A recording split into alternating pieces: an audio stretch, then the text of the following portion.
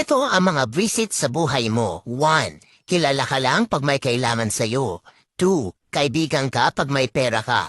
3. Kahit nabigyan mo na, madamot ka pa rin. 4. Masama ang loob pag hindi mo napagbigyan. 5. Hindi marunong magpasalamat. 6. Inggitero o inggitera. 7. Nagtatago kapag siya meron. 8. Hindi natutuwa kapag umaangat ka. 9. Mabait sa'yo pag may hinihingi na pabor.